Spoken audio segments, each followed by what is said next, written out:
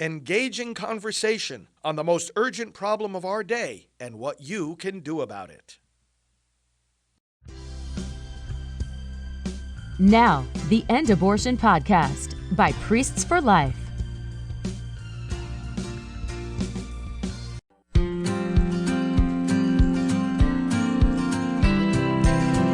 7:39, 21 minutes away from 8 o'clock as we wrap up Morning Light today on this marvelous Monday across the Salt and Light Catholic Radio Network with two special guests in the St. Gabriel studio. We have Father Frank Pavone. He's the National Director for Priests for Life, along with Janet Marana. And Janet, you've got a very long list of things that you have on your resume.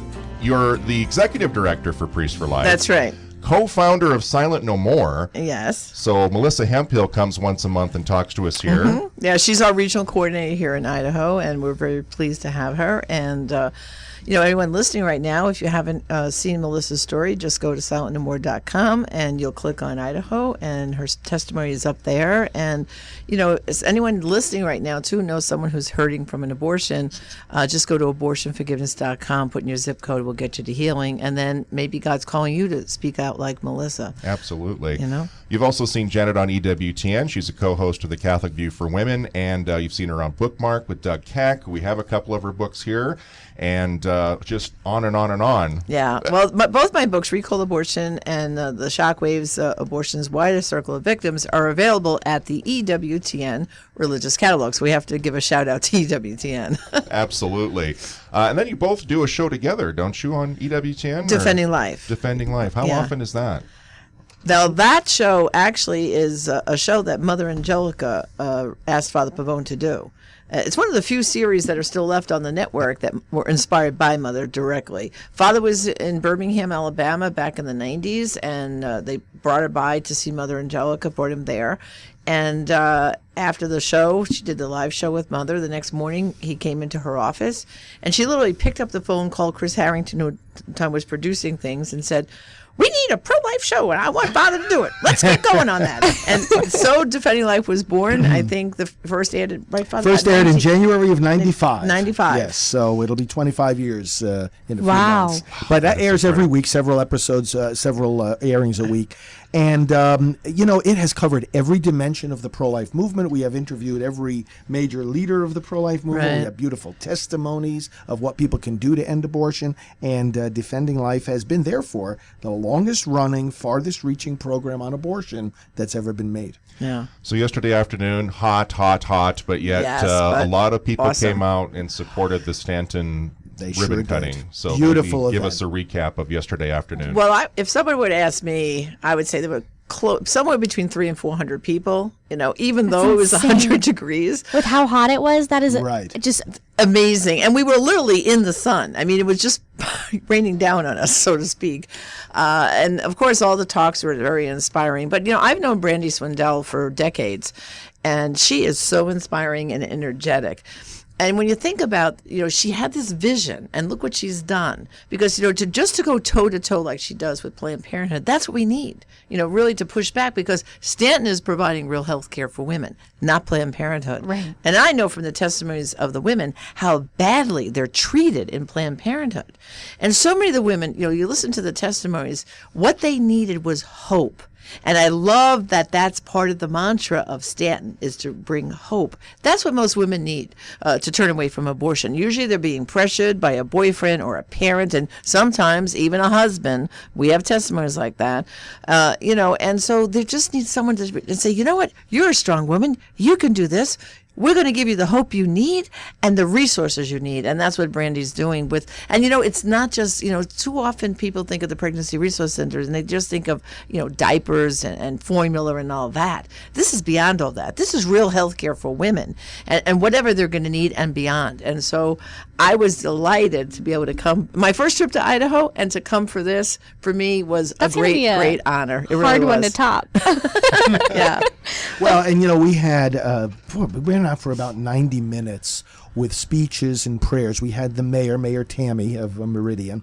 We had Congressman Russ Fulcher, who is a wonderful voice in the U.S. House of Representatives. We had dinner with him afterwards, and we were just so grateful for his presence, his remarks. We had about 20 pastors showed up. That was, one of the most inspiring moments was at the conclusion of the rally, after all the speeches, and I was privileged to share a few thoughts. All the pastors joined me at the door of this facility, and in biblical tradition, we anointed it with oil being a sign of strength and of mission. And of course, it's the word Christ, the Messiah, means anointed. So we anointed the door of this building, asking the Holy Spirit to come upon all who would ever come to it, all who will be served, all who will be helped, and all who will work there as volunteers and staff. And the whole thing was just very, very strong with the presence of God and the presence of his people of life. That is beautiful. And I love that Stanton's growing. I mean, 95, when your radio show started, how many, was Stanton Healthcare around? No. Right. No, and even the number of pregnancy centers nationwide has grown so much. Father, back in 95, there were thousands of abortion mills all over now this there are country. about 600. Now there's only about 600, and now there's thousands of pregnancy resource They centers. outnumber Praise the God. abortion facilities 5-1. No. That is amazing Yeah. because there's a need for it. Exactly. Oh, yeah. And I think that our society, I mean, the change is slow, and any change that's going to be sustainable, unfortunately, is slow in the culture we live in. Right. But you guys have seen the effects over the last 25 years. So maybe just Absolutely. share some of those, like, really powerful moments that have really impacted you and kept you on this journey over that last 25 years. Well, I think the first thing I have to say is back in 1995, when we had St. John Paul II issued Evangelium Vitae, which, by the way, next year we celebrate the 25th anniversary. Yes. I remember that was during the Clinton. Take your minds back. We had the Clinton administration. We had the face laws to stop people from being outside in front of the clinic. And I mean, it was a terrible atmosphere in our country. And when that encyclical was issued, I said to Father Frank, I said, oh my goodness, the Holy Father is blessing our work, giving us our marching orders. So I just remember that being a very pivotal moment, right, Father, when that encyclical was issued. And of course, at Priests for Life, we have a study guide for that. We're going to be reissuing it come next year for the anniversary. And brothers and sisters, if you have never read The Gospel of Life, Evangelium Vitae, it's available online. Just Google it. I mean, the document it's so the Magna rich. Carta It for really the is, pro-life movement. and especially we can jump over to this, Father. There's stuff that tells us about the elections too in Evangelium Oh boy! Vitae. And those were some of the high points over these years too. The pro-life victories we've had in the political arena. It really, really matters. And I told the folks gathered there yesterday that we're currently under the most pro-life administration we've ever had. And that's making a big difference. But we're not afraid to talk about these things and to because the church calls us. John Paul called us. The U.S. bishops have called us to political responsibility, educating, being active in the process, educating voters on the issues, getting out there, and that has made a difference over these years. And then, of course, we've had also at the same time Evangelium Vitae came out, we had a lot of personal interaction with Mother Teresa, now Saint Teresa of Calcutta, and she directly and personally encouraged the ministry of Priests for Life because people want to see their clergy involved in defending life. They expect their clergy to be involved. And she just loved our work and blessed our work. And we used to call her on the telephone. I'd pick up the phone and she would answer it and say, Mother, ask for advice about this, that, and the other thing. We have a beautiful letter hanging in our office from Mother, framed. And of course, one of the miraculous medals that she always had in her habit in her pocket, and she gave one of those when I never got to personally meet Mother Teresa. Father did, but he got to go to Calcutta to do some lessons for her sisters, and she gave Father one of those medals. So we have it all in a beautiful frame, the letter in her handwriting, and she just said that every priest should be part of Priests for Life, and she blessed our work and said how important it was. That's beautiful. You guys travel a lot. You're here in the Treasure Valley over the weekend. How much do you travel? Not only the country, but it sounds like the world, Father Frank. I'm on the road like 75% of the time. Wow. Okay. Several trips a week, and Janet's not far behind, actually. No, and actually just recently in the past few months, I've had 3 international trips. In April, I was in Mexico City for abortion recovery leaders. It was called by Salem, the bishops which is the of bishops Latin America, of Latin America. Okay. And it was awesome. I spoke there about, of course, Shockwaves and Silent No More was the theme why they brought me in. And then in May, I was at the March for Life in Canada. They have a March for Life up there like we do here in the States. And we also, with Silent No More, we have a big presence up there. We have a regional coordinator. We've been up in Canada over 15 years with Silent No More. And then later in May, I went to Jamaica with Father Richard Holong because they're trying to make abortion legal suddenly, to decriminalize it in Jamaica. So he brought myself and Alveda King in, and we came in with one of the producers, Unplanned. And we screened Unplanned in about 3 churches. Thousands of people saw it. But now, thanks be to God, later this summer, it's going to be in the movie theaters in Jamaica and other islands in the Caribbean. So I was part of that whole initiative. And let's see, that's 1, 2, 3. Oh, and then Rome. In July, I was in Rome, which was about close to 100 degrees there, too, believe it or not. And I taught a class or two at the Regina Apostolorum, which is a pontifical university. And in between, a few things around the state. So I keep busy like Father. So Idaho is a conservative state, Yes. and we pray that it stays that way. But obviously, as you travel the country, you're going to run into opposition. And when you do, when you meet those people who are yelling and screaming their pro-abortion point of view, how do you try and reason with that? How do you handle those situations when you're out there in the streets? Well, when someone's screaming at you, you can't have a dialogue at that point. But when someone seriously wants to discuss the issue, you can, make some points.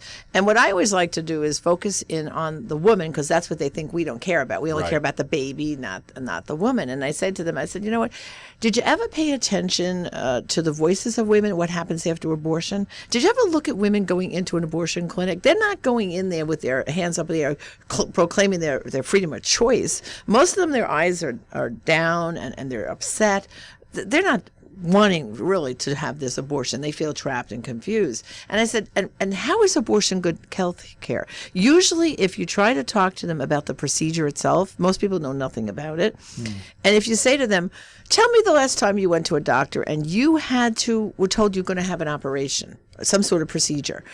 Didn't you have to go to the hospital a few days before and get some pre-admission testing? Didn't the doctor have your medical history to know, like, are you a diabetic? Are you taking any medications? When you go into an abortion clinic, and this is Planned Parenthood, brothers and sisters, and I guarantee you it happens right here in Idaho, they don't ask one medical question of you. Not one. I can tell you by the testimonies of the women. And there are women who have died in these clinics. Why? Well, if you don't have a medical history of a patient and you're going to perform a surgery, yes, abortion is surgery, and you're going to have complications. So I think talking to them about abortion and focusing on the procedure itself, most people who are pro-choice have never seen an abortion. You can challenge them. We can go to our website, and see the images. And we have actually diagrams that are of the medical procedure that were done for court cases and so on like that. They're not pro-life diagrams. They're Right. medical diagrams. When you say, Father, I mean, really, when you talk about it as medicine, which it's not, I think you can diffuse them a lot. And and they also have to challenge them. Why is it that in every state where we try to pass laws to protect women in abortion clinics, meaning women's right to know laws, parental consent laws, things that would inform women, aren't women smart enough to be informed about the procedure? Why won't you have this woman's right to know? And why don't the abortion clinics let them see their ultrasound? See, they do an ultrasound in an abortion clinic only for a search and destroy mission for the doctor, so he can see the baby to kill it. But if a woman is a strong woman and she should have this knowledge, why do they turn that screen away that she cannot? And I have testimonies of women who asked to see it and were refused to see that ultrasound picture. Yeah. So sometimes because they you know have to how just graphic it is. Exactly. Well, they know if you see that baby, you're going to bond with that baby. I'm sure Brandy could tell you, women who get to see that ultrasound, 90% of them choose life because they bond with that child. And pertinent to also what you're asking, the country's more polarized now on abortion than ever. There were times in the past that there were structured dialogues with people on the other side. Janet and I have established good friendships with key people on the other side of this issue, and we have modeled what dialogue can look like, what authentic friendship and communication can be like. But nowadays, the other side is less willing to talk.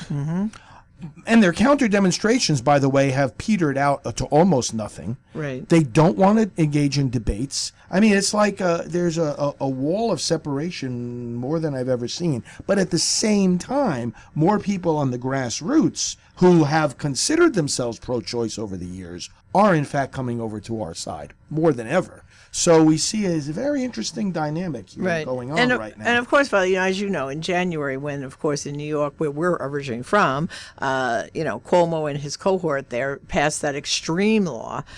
I think when they lit that tower, Freedom Tower, up in pink and celebrated it, that was over the top. It exploded over social media, and our phones were ringing off the hook at our office, people saying, how did this happen? How did this happen? And I said, brothers and sisters, wake up. Abortion has been legal through all 9 months of pregnancy since Roe v. Wade. Roe, yeah. That's what Roe and Doe did to us. Yeah. The thing that people don't realize in New York State was, New York, it was legal before Roe, right? Okay, and when they made abortion legal, Dr. Nathanson and his people, it was only up to 24 weeks. That law stayed on the books all these years, and they've been wanting to increase it through all 9 months for many years. But fortunately, the Republicans were holding one of the state houses, and the Democrats had the other. Well, when we lost those votes in the state in November of 2018, then they jumped right on that and expanded it. And these radical pro-abortion laws through all 9 months of pregnancy, like have been passed in New York, Illinois, several other states, are not a sign of the strength of the other side. They're a sign of their weakness. They know the courts are slipping out of their control. Again, thanks to President Trump and the Republican Senate, the courts are slipping out of their control. And they're desperate. They say, we better grab as much as we can get right now before the courts are all against us. And it's not a sign of their strength at all. And they've always been radically in support of abortion throughout pregnancy. And when you said before, in Idaho, we're kind of safe, we're a Republican state. Don't take anything for granted. No, At one time, New York State, we had a right to life party line even. Can you imagine that in New York State? Right to life party line. And we lost it because more and more people stopped voting on that line. And so, you've got to stay strong here in Idaho. We're counting on you. We really are. So everybody listening, if you're not registered to vote, get out and get registered. Register as many like-minded people. Because I've heard from the local people here, you've got a lot of people coming in here from California with their liberal ideas. And we're next door to Oregon and Washington. Exactly. We call it the left coast. The left Well, coast. that's what I call it. I have a Exactly. daughter who lives in California. I call it the left coast too. And so you can't take anything for granted. You've got to stay strong and keep registering more voters, and everyone has to come out and vote. It's just so important. And next year is a very key election. Yeah. Oh, I mean, we absolutely. have, on top of our state house elections, it's a presidential election in 2020. Yeah. And register to vote. And in Idaho, if you're not aware of how the system works, it's closed primaries here. So you have to be registered to vote in the Republican primary. And we can talk about that with Christian Welp from the Idaho Catholic Network. No, I'm so happy you're addressing these things. And, in just a couple of weeks, just to show the impact of elections, in literally a couple of weeks from now, the second largest funding stream for Planned Parenthood, Title X, gonna be will turned be off. shut off. President Trump has stood firm and has closed a loophole in the law, and the Title X money now is not going to go to any facilities that perform, provide, or in any way are associated with abortion. So we're That's a making win. real progress. So, Father, what can the average Christian sitting in church on Sunday, how can they make a difference in trying to change this culture of death that we're living in and try to turn that tide and make it a culture of life? I think sometimes we just feel too small for such a big... Think of it this way. First of all, it's never been easier to save a life than it is right now. If you just can lead people to, like Janet said before, first of all, people around us who are suffering from abortion, abortionforgiveness.com. People around us who might think they need an abortion. Pregnancycenters.org is another simple website. Just knowing those two things, right away you can lead people to alternatives to abortion and healing after abortion. You're making a big impact if you do that. Prayercampaign.org. That's our pro-life prayer campaign. You can pray every day in accordance with the liturgical cycle and the seasons of the year. We have all kinds of pro-life prayers for the whole year. Just starting with those three things. And then, of course, keeping informed about the issue and communicating with your legislators. We've got this whole effort today, by the way, we have a special effort to get the members in the House to pass this law to protect babies from infanticide. And you stay connected with groups like Priests for Life and other pro-life groups, and you'll know, when you need to make a call, when you need to send an email. Things are developing constantly every day so that the voice of each and every individual really does count. And if you're connected with a pro-life group, we'll be able to tell you when and what kind of messages need to be sent to our elected representatives to help us make continued progress on this. Yeah, and on our website, right on the home page, we have action alerts that we put up every week. So we always have something you can do. Exactly. Very easy things. We give you how to contact your representatives. And like we were just having dinner last night with your congressman, and just because he does everything right doesn't mean he doesn't need to hear from you. You have to say thank you. Back them up. Back him No, up. I know, Russ. You reach out to him, say hi. He is a man who wants to know who you are, what issues are important to you are. And I Right. think a lot of our legislators and representatives and senators, they want to hear from you, whether They or not do. locally here in the state or the ones who are representing us back in D.C. Reach out to them. I just threw up, we have a Facebook Live feed. We've got all these links on there. Check it out. Make sure you check out Stanton Healthcare's website, Priests for Life. We've got the Idaho Legislature. We also have Silent No More. And then we also put up the document with Pope John Paul II earlier. Oh, great. And of course, if you haven't done so and if you haven't been able to, I know Stanton really can use your support right now to get that new center up to code, because they're going to make the criteria there very high. They're going to bring in people to say that it's a medical clinic and it's certified. So I know they're still raising money to complete that job, and being right across from Planned Parenthood, it's awesome. It really is. Yes. So as we wrap up the program here, are there ways that our listeners, can they help Priest for Life? What are some things that you guys need? Absolutely. Well, we need people to sign up for our action alerts. StopAbortionNow.org is our action alert.